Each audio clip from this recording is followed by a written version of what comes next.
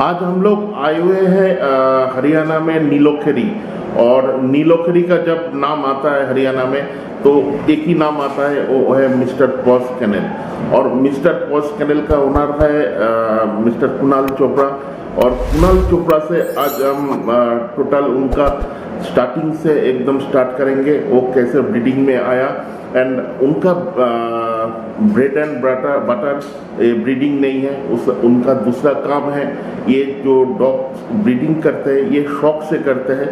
और ये मैं ब्रीडर इनको नहीं कहेंगे, ये एक बहुत अच्छा डॉग लवर है। तो वेलकम टू डॉगीज लाइफ। और सर आपका ये जो डॉग के साथ प्यार और डॉग के साथ लगाव ये कब से स्टार्ट हुआ है? डॉग्स के साथ सर प्यार तो मेरा शुरू से ही बचपन से ही था, लेकिन जब इसका प्रोफेशनलिज्म में आने की बात अगर करूं तो 2010-9 के अंदर शुरू किया था। सबसे पहले जब मैंने कुछ डॉग्स अपने ब्रीडर से लिए थे, तो उसके बाद से शुरू से ही एक्सपोजर का बहुत शौक था, हर चीज़ को देखने का करने का। तो उसके बाद मैंने 2010 में अपना पहला इंपोर्ट किया था, इंडिया का फर्स्ट सेंट बनारड मंगवाया था मैंने। स्टेटसन उसका नाम था, हरियाणा प्लेस यूएसए से रोंडा क्लिनिक ब्रीडर थी। आफ्टर देन जब लोग सिर्फ उस टाइम मेल मंगवाया करते थे या बहुत कम, अब आप देखते हो आप रोज आता है माय न्यू इंपोर्ट। इंपोर्ट आज करना और उस टाइम करने में बहुत फर्क होता है। जी सर। उस टाइम मैंने फिर 6 महीने बाद अपनी एक फीमेल इंपोर्ट करी थी, शॉर्ट कॉपी। उसको मैंने इंडिया में आके ब्रीड किया था। उस टाइम भी मेल इंपोर्ट हुआ करते थे, फीमेल नहीं होते थे। तो मैंने एक फीमेल इंपोर्ट करी थी, उसको मैंने ब्रीड किया था। एक इंपोर्ट डॉग था सेंडोना, उसी के साथ ये उसी टाइम से शुरू किया था। उसके बाद फिर जब मुझे एक मैंने डॉग लिया डॉबरमैन वीडोज एसेट के नाम से, वो डॉग था हेलन सन था। Dog of the year south में हैदराबाद में यूनिवर्सिटी है हेलन, उन्हीं का ब्रीडिंग का एक डॉग था जो मैंने अपने लिए तैयार किया था। और फिर वो मैंने शो करना शुरू किया था 2012 में। और तब से तब शो करने की आदत पड़ गई और वो पपी ने मुझे बहुत विन करवाया। बहुत लखनऊ में वो बेस्टिंग शो लगा, बहुत जगह वो बेस्ट पपी शो लगा। और वो डॉग 12 में अगर आप देखेंगे तो वो मेरे नाम से रजिस्टर्ड था, जो पपी ऑफ द ईयर बना था 2012 में। अच्छा। हाँ, उसके बाद फिर चलते रहे कुछ शौक हुआ, फिर अपने घर तक लिमिटेशंस रख दी, काम के प्रेशर डले। और फिर उसके बाद दोबारा मन किया कि नहीं, फिर बहुत सारे डॉग्स इकट्ठे करने, फिर इकट्ठे करने शुरू किया, फिर काम किया। फिर एक रॉटवाइलर इंपोर्ट किया जो ऑलरेडी इंडिया में था ब्लॉक के नाम से। उसके बाद बस फिर वही चस्का पड़ गया दोबारा। ये तो मेरे हिसाब से जिसने एक बार कर लिया उसके अंदर एक खून में मिल जाता, ये चस्का होता बहुत बुरा।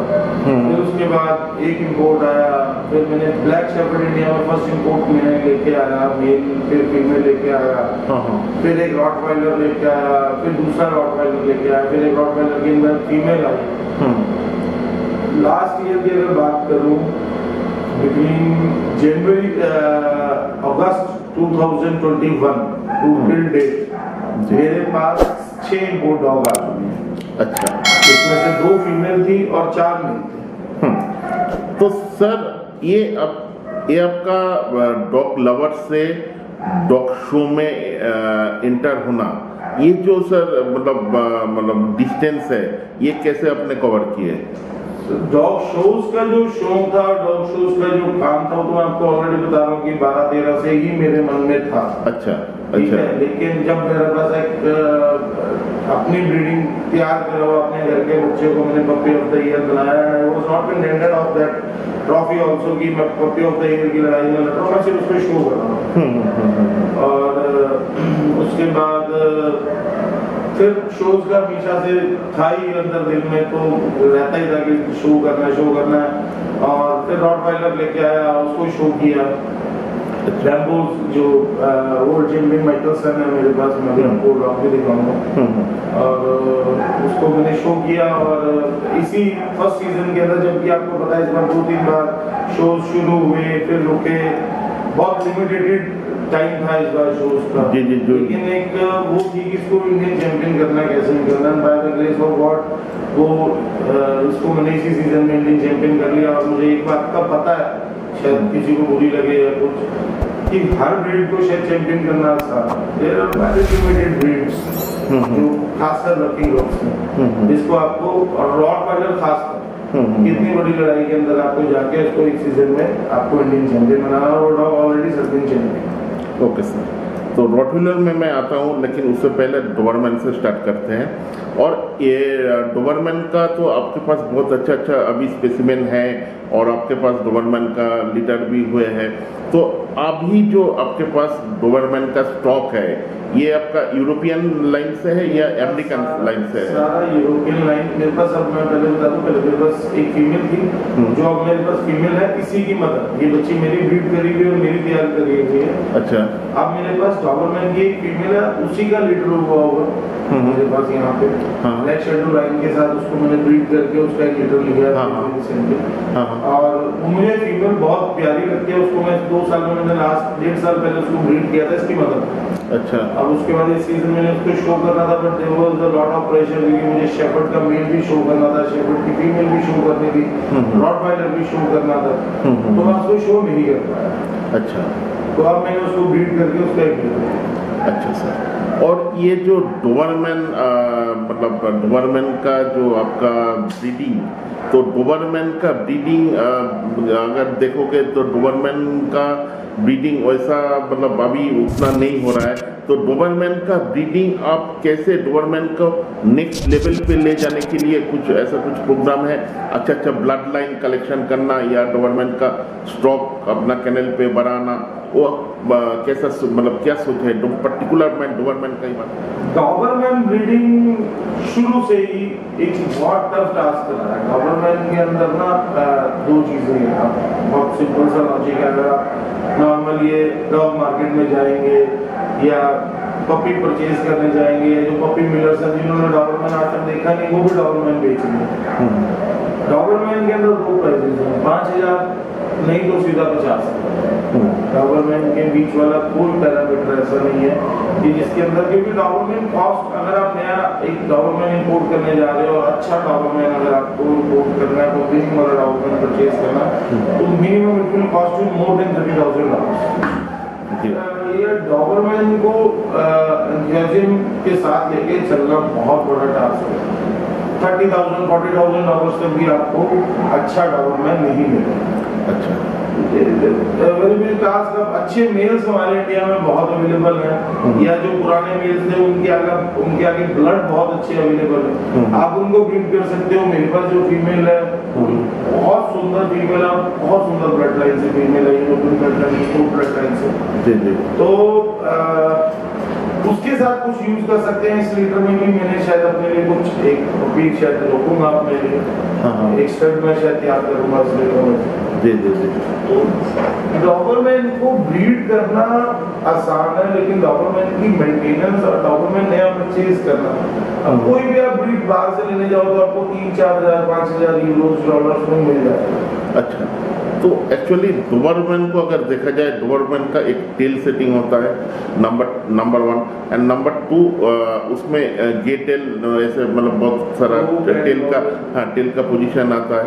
एंड शो क्वालिटी अगर डोबरमैन कोई खरीदने जाए, कोई जो जिसको जानकारी नहीं है आपका पर्टिकुलर डोबरमैन ब्रीड के ऊपर, तो वो कस्टमर मतलब वो लोग कहाँ पे जाए और कैसे वो लोग चुने के भाई ये आपका शो क्वालिटी है या ये फिट क्वालिटी? पहली बात तो ये एक बहुत बड़ा मिथ है जो मैं आज आपके थ्रू आपके व्यूअर्स को क्लियर करना चाहता हूँ। शो क्वालिटी और फिट क्वालिटी इज नथिंग, वो एक ब्रीडिंग है। शो क्वालिटी तो भगवान भी नहीं बता सकता कि उस बच्चे ने 6-8-10 महीने के बाद क्या बना। लोग 35 दिन पे क्लियर कर देते हैं ये शो क्वालिटी है। जब तक उस बच्चे के पूरे पैरामीटर्स ही नहीं कंप्लीट होते 3 महीने 4 महीने तक, आपको हमें खुद ही 3-4 महीने के बाद पता लगता है कि ये बच्चा हमें रोकना है या क्या है। शो क्वालिटी और फिट क्वालिटी तो कुछ ऐसा कॉन्सेप्ट ही नहीं है।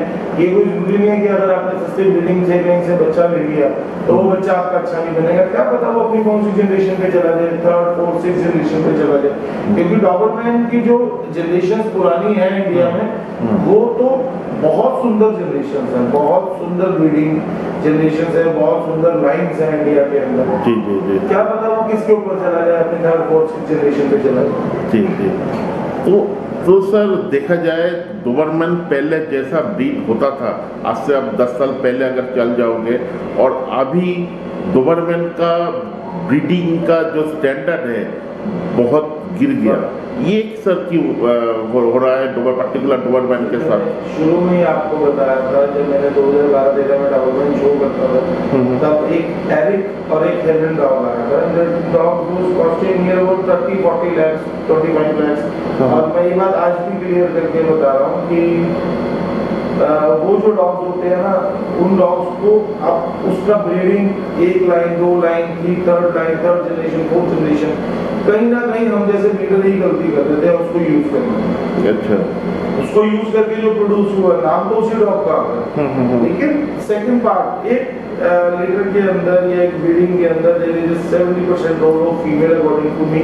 शायद मैं गलत हूँ, लेकिन मेरे हिसाब से 70% रोल जो है वो फीमेल का है और 30% पार्ट ही मेल का। आपने मेल तो बहुत अच्छा यूज कर दिया, ओल्ड विनर यूज कर दिया, और फीमेल आपने 3rd क्लास यूज कर लिया, जिसकी आपने लाइन मैच नहीं करी है, ब्रीडिंग आपने देखी नहीं, उसकी 3rd जनरेशन 4th जनरेशन तक आप गए ही। बस आपको तो एक पता है कि गए, डॉग मीट कराया, बच्चे हुए, बच्चे भेज दिए, दैट्स इट। वही ही फॉल्ट है हर ब्रीडिंग का। उसके बाद क्या हुआ, नए डॉग्स आने बहुत बंद हो गए।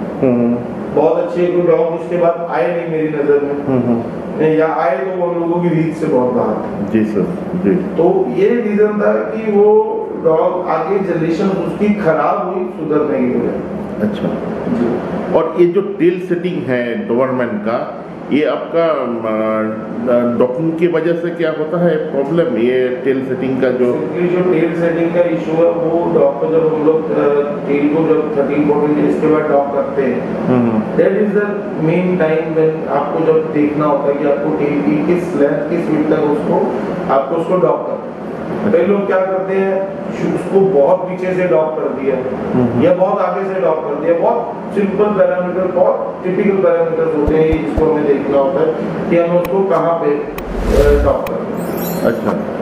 तो उसके वजह से ये प्रॉब्लम आपका आता है? बिल्कुल, या उसी वजह से, या कुछ जेनेटिक फॉल्ट्स की वजह से ग्रुप आ जाते हैं डोबरमैन के अंदर। लास्ट ऑफ लाइन ऐसे हो जाती है जिसकी वजह से टेल सेट नहीं हो पाते डॉग की। वो एक फॉल्टी डोबरमैन है जिनके अंदर ग्रुप आते हैं लास्ट में। अच्छा। और पर्टिकुलर यूरोपियन एंड अमेरिकन जो आपका डोबरमैन का लाइन है, मतलब ब्लड लाइन है, तो ये दोनों लाइन में बेसिक डिफरेंस क्या है? European size, that's it, nothing. लोग बेवकूफ बनाते हैं। मैं चैलेंज कर सकता हूँ कि एक पेट कस्टमर को तो ये नहीं पता होता कि यूरोपियन है या अमेरिकन, सिर्फ उसने सुना होता है कि यूरोपियन है। अच्छा। यूरोपियन और अमेरिकन के अंदर सिर्फ साइज का फर्क होता है। अच्छा। उसका head size, muscle size, body size, जो अमेरिकन होते हैं वो बहुत बड़े मस्कुलर डॉग्स होते हैं। अच्छा। और यूरोपियन लीन डॉग होते हैं बहुत सारे, एकदम मतलब exactly muscular, small, good Heights, very strong Heights, और वो बहुत मस्कुलर डॉग होते हैं। अच्छा। तो वो फर्क भी जाके आपको 1-1.5 साल के बाद फर्क पता लगेगा कि ये यूरोपियन है या वो। अब किसी को ब्रीडर को नहीं पता कि वो पिछली कौन सी लाइन यूज करा, घर में डॉग में रखा हो, उसको कहीं से भी गया, हेलो जी, वो उसका कोई भी मेल उठा के लिया, कहाँ से आप लाइन में देख करता हो? बिल्कुल सर, बिल्कुल। और ऐसे किसी सर्टिफिकेट में भी मेंशन नहीं रहता कि भाई ये अमेरिकन है? नहीं, ऐसा कुछ भी डिस्ट्रिक्ट नहीं है, वो डॉक्यूमेंट नहीं आता, उसमें कलर डिस्ट्रिक्ट। और जिनको नॉलेज है, मतलब डॉग के नाम से अगर वो पेपर्स देखेगा तो उसका लाइन का जो जिसको पता है वही समझ पाएगा कि भाई ये वो भी कौन समझेगा? हम ब्रीडर लोग ही समझ पाएगा। 10 साल हो गए, 12 साल मुझे इस लाइन में आते हुए। अगर मैं भी कहूँ कि मैं हर पेपर की हर लाइन को वेरीफाई कर सकता हूँ तो नहीं कर सकता। अच्छा। आप किस किस डॉग की लाइन के पीछे जाके उसको पढ़ सकते हो कि वो कौन सी लाइन है, क्या है, क्या? जी जी जी जी। तो सर डोबरमैन के बाद आता हूँ भाई रॉटव्हीलर। तो रॉटव्हीलर में बहुत सारा मतलब टाइप्स मतलब बोलूँ तो कॉस्मेटिक है आपका, चाहे आपका वर्किंग लाइन है, चाहे आपका ATR के लाइन है, तो आपने जो लाइन चुने हैं, आप वर्किंग लाइन चुनने का कुछ अलग वजह है क्या? सर डॉवर कोई भी लाइन नहीं होती, कोई भी ऐसी लाइन नहीं है कि उसके ब्लड के अंदर है कि वो वर्किंग है। सब थोड़ी है कि बाप वर्किंग था या IGP 3 या 2 था तो बेटा भी बनेगा। RIS का बेटा IAS थोड़ी बनता है, नहीं बनता है। ठीक है। तो लाइन डॉग को आपने बनाना है, डॉग की कोई लाइन नहीं होती सर। आपने डॉग को ले लिया, उसकी वर्किंग आपने करवाई नहीं, तो वो वर्किंग लाइन कैसे होगी? उसका फादर भी वर्किंग था, मदर भी वर्किंग थी, तो जरूरी थोड़ी है उसका बेटा भी वर्किंग बनेगा जी। वर्किंग डॉग 6-5 महीने की ट्रेनिंग के बाद, जब वो 5-6 महीने का होता है तो वो ट्रेनिंग शुरू हो जाती है। उसके बाद वो वर्किंग और शो लाइन के अंदर फर्क पता लगता है। वर्किंग पैरामीटर्स एक ही है, IPO IGP सिर्फ, और कोई ऐसा पैरामीटर्स नहीं है जिससे आप वर्किंग क्लियर कर सकते हैं।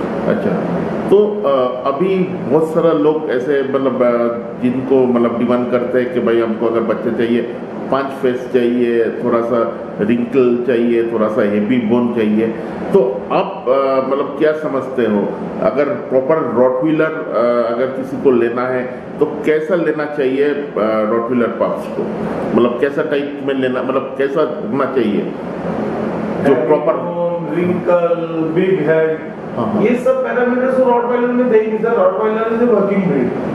मैं उसको इतना बड़ा सर दे दूं, इतनी बड़ी बॉडी दे दूं, और उसको मैं कहूं कि अब तू इसके लिए भाग, या तो फिशिंग कर, या तो अटैक कर, तो कैसे कर पाएगा? रॉटवाइलर ये सिर्फ हमने उनकी ड्यूटीज को चेंज करने के लिए अनएथिकल ब्रीडिंग्स होती रही, बाहर भी होती रही जब हम लोगों के यहाँ से डिमांड हो गई।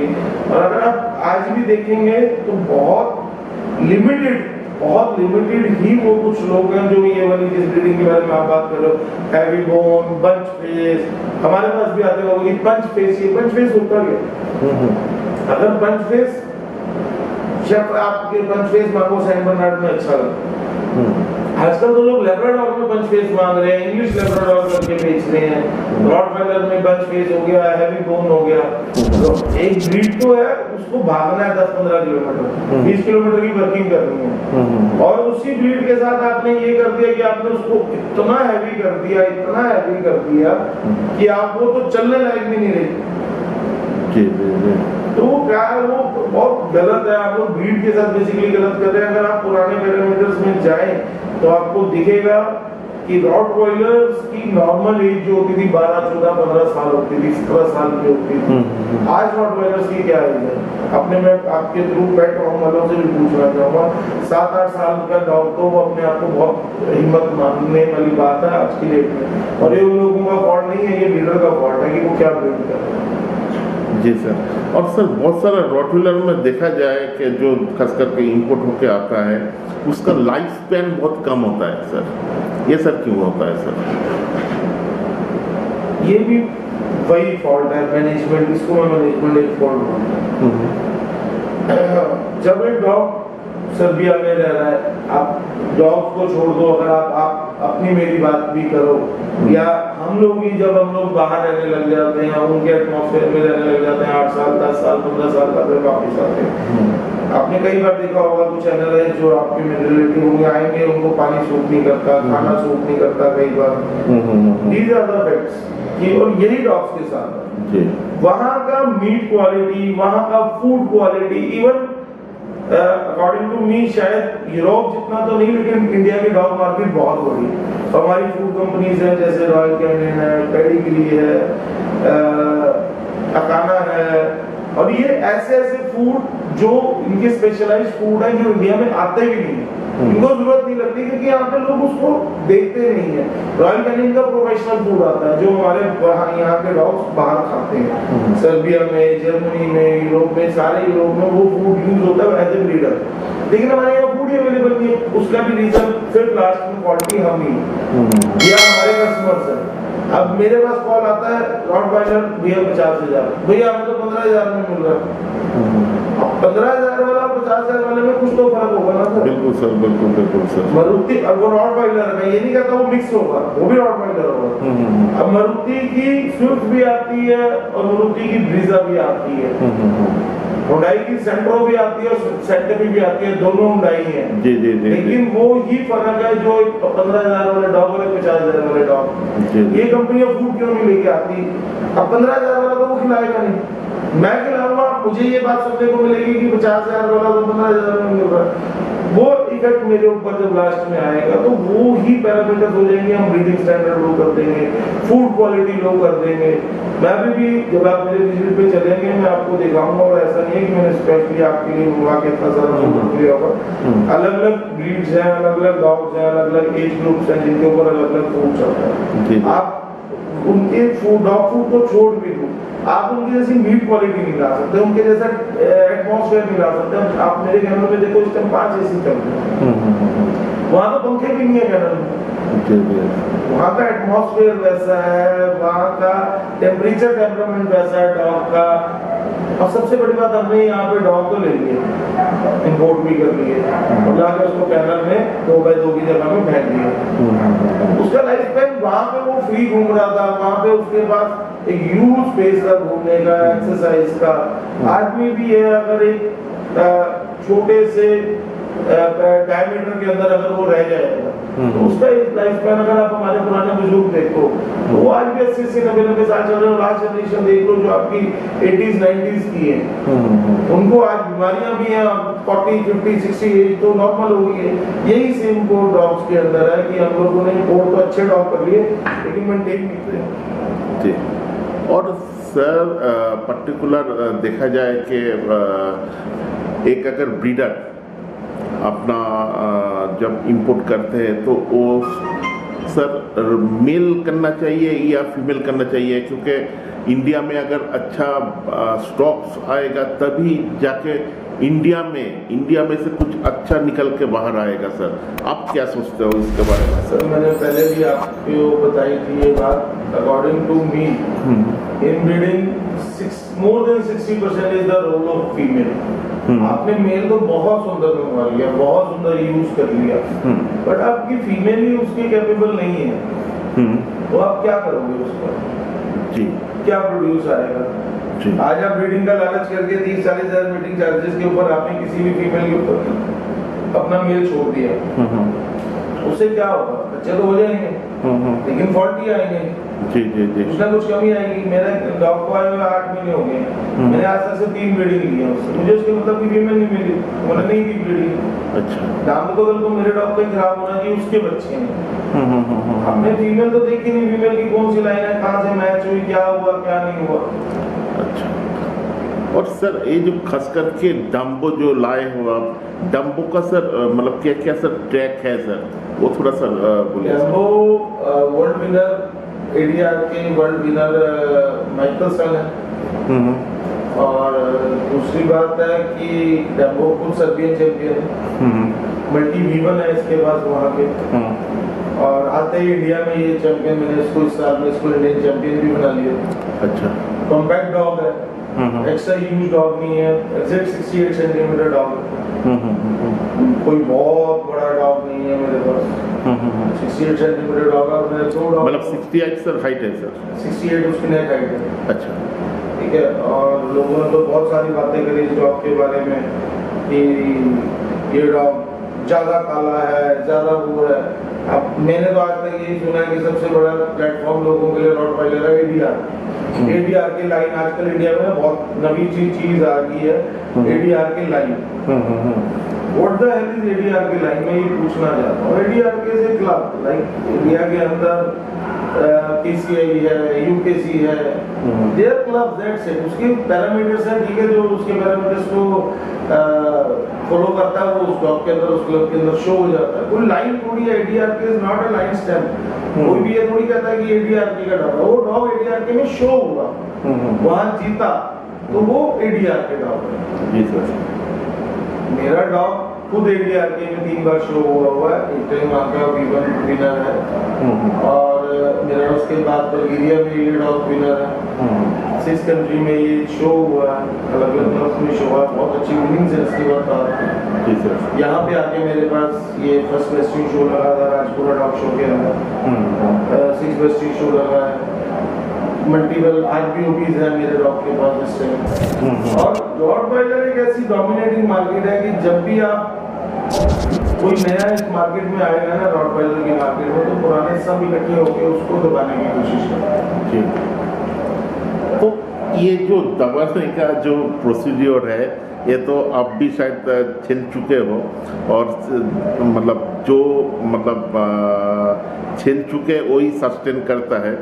और सर ये जो मैं आपका डम्बो का बात बोल रहा हूँ, आपने बहुत कम स्टार्ट दिए हैं, क्योंकि डॉग जो लाता है इंडिया में पर्टिकुलर बिजनेस पर्पस से लाता है, लेकिन नहीं, मैं वही बोलना चाहता हूँ व्यूअर को कि आप एक अच्छे डॉग लवर हो, और उसको सारा इंडिया में रैंकिंग करना था, इसीलिए आपने उसको नेशनल चैंपियन भी बना दिया अपने इंडिया में आने के बाद। लेकिन आप स्टार्ट नहीं दिए इंडिया में, मतलब एक या दो अपना फार्म का ही जो डॉग है वहीं पे आप इस्तेमाल किए हैं। और सर आप बिजनेस माइंडेड नहीं हो, मैं दर्शकों को ये पहला बात पहले ही दिए है। और डम्बो का प्रोड्यूस सर कैसा है सर, आप तो इस्तेमाल कर चुके हैं सर। का बच्चा एक दिखाऊंगा, अभी मेरे ही कैनल का एक प्रोड्यूस है जो मेरे ही कैनल में वो बच्चा हुआ, मैं अभी आपको दिखाऊंगा, और वो फीमेल मेरे घर पे रहती है। अच्छा। और उसी चीज से मैं आप लोगों को एक चीज, आपके व्यूअर्स को एक चीज बताना चाहूंगा, जो सबसे बड़ा गूगल में था, वर्ल्ड्स मोस्ट डेंजरस ब्रीड। मेरे पास एक 1.5 साल की गुड़िया है, मेरे घर में रॉटवाइलर है, तो कोई डेंजरस नहीं। जी सर। डेंजरस एक ब्रीड कैरेक्टर नहीं होता था, डेंजरस उसको बनाना है आपने। जी सर। और उसको खराब करना है, dangerous banana in the mean आप उसको खराब कर रहे हैं। जी सर। आपने डॉग को ले लिया, उसको आपने ध्यान नहीं दिया, 2-2 दिन 4-4 दिन मिले नहीं, डांटा मारा, खाना नहीं दिया, these are the facts की जिसकी वजह से ये सब इश्यू आते हैं। जी सर। और पर्टिकुलर ये जो आपने बात पहले आपने बोले थे कि भाई मेरा ये डॉग है जो कॉम्पैक्ट साइज का है, लेकिन कॉम्पैक्ट नहीं है, नहीं, एग्जैक्ट साइज का डॉग। हाँ सर, लोग अभी बहुत लोग सर ऐसे बोलते हैं 68 जो हाइट है बहुत ह्यूज साइज का डॉग है, ये आपने नहीं बोले। और सर ये ह्यूज साइज जो डॉग होता है वो क्या सर ब्रीड स्टैंडर्ड के बाहर होता है क्या? बिल्कुल ब्रीड स्टैंडर्ड के बाहर होता है। मेरे पास है भी वो एक डॉग, मैंने अभी रिसेंटली 2 डॉग एक साथ इंपोर्ट किए थे। मेरा एक दूसरा डॉग है बॉम्ब, जो मैं इंडियन मार्केट के लिए लेके आया हूँ। ठीक है, लोगों को पसंद है वो डॉग, लोगों को वही बड़ा डॉग चाहिए। वो 69 सेंटीमीटर डॉग है, one of the world's biggest rottweiler, Jaguar son है वो, सनी हिल्स का। अच्छा। उसका सन है मेरे पास। अच्छा। बॉन्ड बहुत बड़ा डॉग है, बहुत बड़ा हेड है, लेकिन ठीक है मैं उससे भी वर्किंग करवाता हूँ। आज भी दिखा दूंगा आपको कि वो 7 से 8 किलोमीटर का रोज का वर्कआउट है उसको। अच्छा। बड़ा हेड है, बड़ा बॉन साइज है, नियर अबाउट 69 सेंटीमीटर वो आज है। वो ब्रीड स्टैंडर्ड से बाहर है, बिल्कुल बाहर है, मैं खुद एडमिट करता हूँ। लेकिन लोगों को चाहिए वो चीज़ तो मुझे लानी पड़ी। जो मुझे अपने लिए चाहिए मैं वो भी लेके आया, और जो लोगों को चाहिए मैं वो भी लेके आया। अच्छा, अगर आपने तो उसको डम्बो को तो चैंपियन कर दिए हैं, तो जो अभी आपका ये डम्बो का स्टार्ट लेना चाहते हैं, तो आप क्या बाहर में स्टार्ट दोगे क्या? हाँ, मैं देने के लिए रेडी हूँ सर। एक्चुअली क्या था, जब वो डॉग आया था, वो डॉग मेरा अक्टूबर में आया था, आते ही शो सीजन स्टार्ट था। उस डॉग के ऊपर पहले प्रेशर था शो सीजन के लिए रेडी होने का। अभी रिसेंटली आपने देखा होगा कुछ डॉग्स आते हैं बीमार हो जाते हैं, मर जाते हैं, वो एक्सेस स्ट्रेस होता है डॉग के ऊपर जो, चाहे वो ब्रीडिंग स्ट्रेस एक्सेस दे दिया या शो स्ट्रेस ज्यादा दे दिया, वर्किंग स्ट्रेस ज्यादा दे दिया, तो मैं एक ही चीज कर सकता हूँ। मैंने पहले उसको शो के लिए रेडी किया, उसको शो किया, वहां से मैं इंक्लूड हो गया, मेरा वो काम कंप्लीट हो गया। अब मैं उसको ब्रीडिंग के लिए दे रहा हूँ। ओके। काफी सारी अभी रिसेंटली में 3-4 ब्रीडिंग इस महीने में हुई हैं, जिसमें से लास्ट मंथ एक ब्रीडिंग में से एक फीमेल कंसीव कर चुकी है, 2 और लग गई हैं कंसीव। नहीं सर, मतलब ऐसे तो आप बहुत सर गिने चुने, मतलब आप फीमेल को एकदम चुन के, मतलब जो फीमेल उसके लायक है, ठीक है, ये चुन के तो आप करते हो, क्योंकि आप तो सबको तो ये प्रोवाइड नहीं करते हो, क्योंकि भाई अगर फीमेल ही अगर मतलब गलत होगा, क्योंकि आप पहले बोल चुके हैं कि फीमेल के ऊपर 70% हाँ जाता है एंड 30% फादर के ऊपर जाता है, तो मेजर पार्ट क्वेश्चन अगर उसमें अगर फॉल्ट रहेगा या कुछ गलत रहेगा तो आपका प्रोड्यूस भी आपका गलत ही आएगा। तो सर अगर ऑल ओवर इंडिया में, इंडिया से अगर यहाँ पे आना चाहते हैं आपके पास नीलोखेरी हरियाणा में, तो यहाँ पे रहने का डॉग लेके और सारा कुछ अरेंजमेंट है सर यहाँ पे? वो सब अरेंजमेंट रिस्पॉन्सिबिलिटी मेरी है। मेरे पास जो भी लोग बाहर से मेरे पास से बच्चा लेने आए यहाँ आए, हमारा खुद का यहाँ पे एक होटल भी है। कुछ लोग प्रेफर करते हैं होटल में रुकने के लिए, नहीं तो मेरे पास एक अलग गेस्ट हाउस है जो मेरे कस्टमर्स के लिए, जो लोग कोई बहुत दूर दूर से आते हैं मेरे पास उनके लिए। तो डॉग भी उनका मैं जब होता हूँ कैनल में ही रह सकता है। और जो बाहर के डॉग्स हैं वो जो डॉग्स हैं वो हॉस्टल में रह सकते हैं, क्योंकि सॉरी इसको थोड़ा ठीक है बोले। जो डॉग्स हैं वो मेरे कैनल में रह सकते हैं। जो प्रेफर करते हैं कि नहीं हमें डॉग को अपने साथ ही रखना, तो मेरा गेस्ट हाउस है यहीं पे जो मैंने स्पेशली अपने कस्टमर्स के लिए या इसी लाइन के लोगों के लिए बनाया है, तो वो अपने डॉग के साथ वहाँ भी रुक सकते हैं। अच्छा, और पाप्स जो है sir all over India sir delivered होता है सर आपका यहाँ से सर? बिल्कुल होता है। और जो व्यूअर आप लोग ये वीडियो देख रहे हो, मिस्टर पॉस कैनल का ओनर है मिस्टर कुणाल चोपड़ा, और आपको अगर मिस्टर पॉस कैनल से पाप्स या स्टार्ट सर्विस लेना है तो ओनली मिस्टर कुणाल चोपड़ा से ही आप लोग कांटेक्ट करना। और कुणाल चोपड़ा का नंबर डिस्क्रिप्शन में दिया हुआ रहेगा। और मिस्टर पॉस कैनल का नाम डॉगिस लाइफ रेफर क्यों कर रहा है, इसका पीछे भी एक रीज़न है, वो आपको सोचना है। अगर आप कोई भी बच्चा कहीं से भी ले रहे हो, पहले आपको उसका माँ और बाप को देखना है। और आप अगर मिस्टर पॉस कैनल में अगर बच्चा लेते हो, तो अगर आप बाहर दूर से हो तो आपको वीडियो कॉल करके आपको मदर फादर प्रॉपरली आपको दिखाएगा, बच्चा आपको दिखाएगा। और अगर आप सबसे बढ़िया है, आप अगर हरियाणा में आ सकते हो तो यहाँ पे आप आके मदर को देख के, फादर को देख के, उसके बाद आप पाप्स अपना खुद चुन के ले जा सकते हो। और सबसे बड़ा बात है, ये जो कुणाल चोपड़ा है, इसका ब्रेड एंड बटर ये ब्रीडिंग नहीं है, क्योंकि ये मतलब जैसे एक कहावत है ना, कुत्ते वाला आदमी नहीं है, ठीक है। इसका बिजनेस दूसरा है, ये शौक के वजह से करते हैं। और जो आदमी शौक के वजह से करते हैं ब्रीडिंग, वो पैसों के पीछे नहीं भागते। और सबसे बड़ा बात है, आपको यहाँ पे मतलब धोखेधारी का या कुछ गलत होने का चांस एकदम ज़ीरो है। और आप लोग ये वीडियो देखो, और वीडियो में आपको कैसा लगा और ये कमेंट करना मत भूलिएगा।